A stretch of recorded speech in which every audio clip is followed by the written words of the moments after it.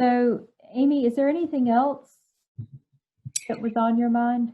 Um, Not that I can think of, just in terms of um, resources that the church can provide. We do have the Stephen minister, so if somebody is feeling really overwhelmed and they don't necessarily want to go speak to a therapist yet at this point, or they don't feel like they need that, then reach out to the Stephen minister program, see if you can get paired with a peer counselor.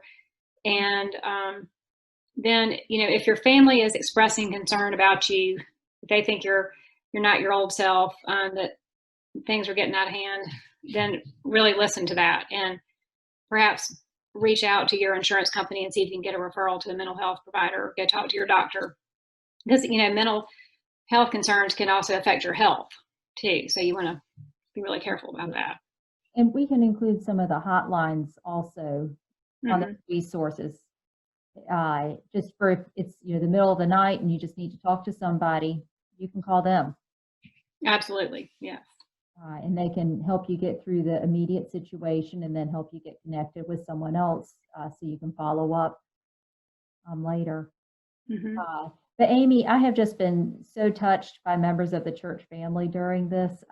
I love hearing all the ways that people are being creative and reaching out, whether it's a phone call or a card or an email.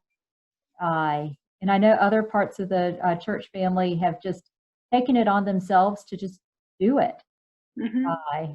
So if you're feeling lonely, consider that as an option for a way you could reach out and connect with someone else and maybe bring a smile to their face and make their day too. Right, because I do think that it can be very therapeutic when you're feeling overwhelmed to give a little bit of your own time to somebody else. And like I said, make them smile. And it can really make you feel like you've got a little bit of control of the situation. Do what you can do, because there are a lot of things you can't do, but do what you can do. Absolutely. And you'll find if you start looking for it, there are so many things that you can do when you start looking for those opportunities. Absolutely. Yeah. Well, Amy, I think anxiety is such a big topic. It could fill, a whole week. Yes. Of in-person presentations. But hopefully we've touched on some of the things that part of our church family is dealing with on a daily basis with the pandemic. And some of these strategies might be helpful to them even after the pandemic. Yes. Yeah. And I hope this is a time where we will be focused more on self-care. And maybe we won't lose that, as we go forward. Yeah. I like to think that, we've had in theory, we've had a little bit more time. We're not, like I said, we're not in the car, we're not commuting as much. So we do have more time to pray and meditate and exercise and connect with friends. And to decide what we want our new normal to be. Yes. So not just as a society, but for us as individuals, what are the practices we've picked up during the pandemic that we want to keep doing?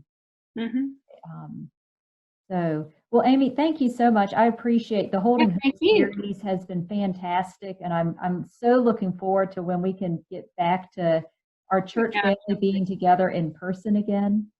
But until then, I'm grateful for the technology and appreciative of your committee for continuing to meet and think about how to help our church family, even in the middle of all that we have going on. Yeah. Well, thank you, Elizabeth. I really appreciate you being here. Thank you. Have a good rest of the weekend. Okay, you too. Thanks.